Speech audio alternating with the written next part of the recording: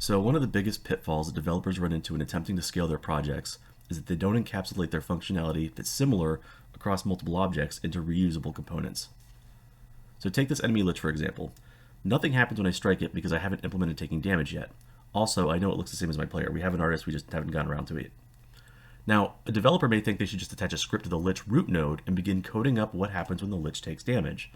Then the player object, which identifies a collision, might call the take damage function, which could do all sorts of cool stuff that you tell it to do. You could add floating numbers or a red flash or cool death effects, stuff like that. And it might work out great for the lich. The problem is when you go to code up your next enemy, the green slime. Now, you'll likely be copy pasting a large portion of the code you wrote for your lich. You'll probably have some nodes like a progress bar that shows damage taken, and you'll have to move those things over as well. Now, that might not have been too painful, but now you want to create a damageable pile of debris. You don't need a progress bar, and instead of health, maybe you just want it to take 3 hits. And maybe you don't want that sweet burn away shader you created for your lich.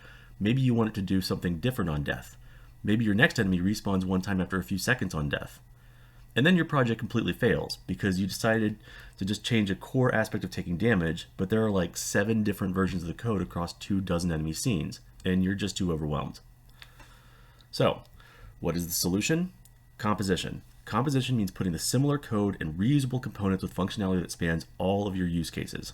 So instead of writing a take damage function on the lich, I'm going to create our take damage component and I'll call it take damage handler. I should mention that I've already written the code and I'm just going to copy paste it over. So this video is as short to the point as possible. So you'll want to pause if you'd like to implement the code like I do. Now I'm going to start by creating a quick class called damageable stats that extends resource. Our component is going to have a copy of this, and since we're making all of these values at export, we'll be able to modify them easily when we instantiate our component. My game will probably have like 30 modifiable stats here, but for simplicity's sake, I'm just going to have starting health and defense. Now we're going to create the take damage handler scene. We could add tons of cool functionality here, but I'm going to start with a simple health bar effect instead of floating numbers. I'm going to give this node a child control called progress bar container, which will contain our health progress bars. It will determine the size and position of our progress bars, and it will contain 3 children that are anchored to the control. Our backmost bar will be black and represent missing health, the foremost will be red and represent our current health, and the white bar will be used for a cool tweening effect. So now that our scene tree is complete, we're going to make the script that does everything that we want it to do. As I said, I'll be copy pasting the code so that I can keep the video short, but I'll explain what everything does. As a general rule of thumb, it's best to call down and signal up in Godot. And we're going to be instantiating this component on our lich, making it our parent. And that parent may need to respond to some behavior from our component. So for that, we have these 3 signals. I'll explain the overrides in just a bit, but the last signal here, sig destroyed, is used to let the parent know that the health is at 0. We'll have a few private backing variables.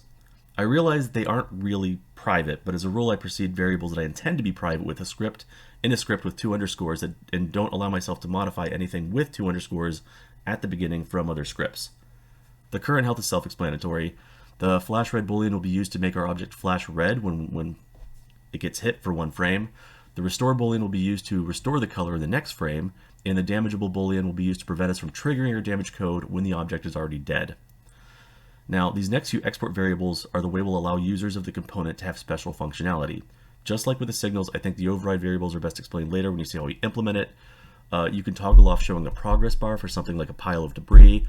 Here's where we plug in our damage stats, and lastly, we get a reference to the visible object that we're damaging. We could instead use signals here, but for this tutorial, we're just going to tell it to flash red and add a cool death effect.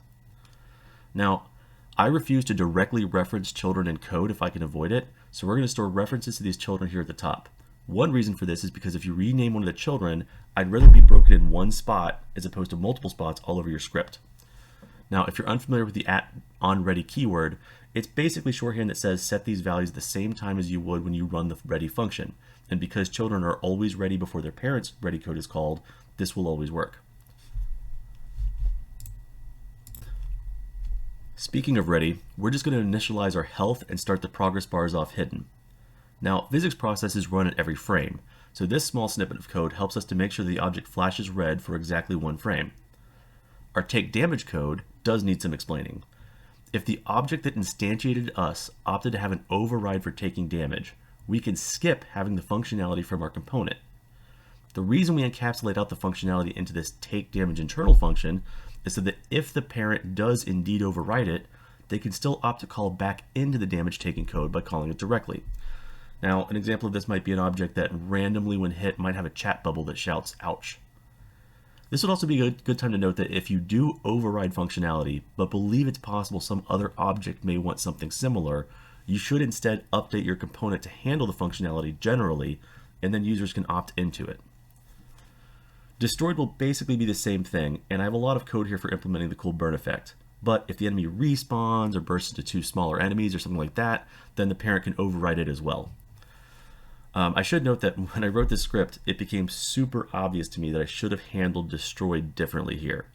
Tons of things will likely happen when an object is destroyed, so it really should be a separate component called destroyed handler.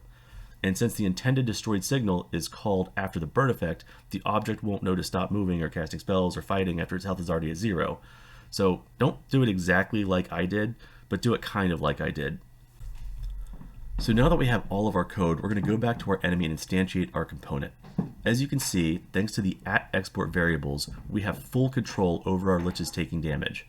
We could override the normal functionality, hide our health bar, etc. I'll also change the starting health and defense. Lastly, I'll add a script to our lich and connect to the destroyed signal to queue free ourselves. And that's it.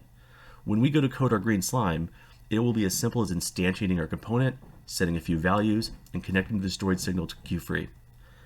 And now that all of our code is in one script, it's extremely easy to implement things like floating damage numbers or a debuff that causes health bars to be hidden. All instantiations will immediately get updates you make to this one script, and that is the power of composition. So that's it for the tutorial, but I'd like to throw it out there that 5 months ago I quit my job in order to pursue the creation of my dream game, Witchwood Village. You'll play a character that moves into a small village where their uncle has a restaurant. You'll help out by fishing, hunting, and farming, and selling the goods back to your uncle.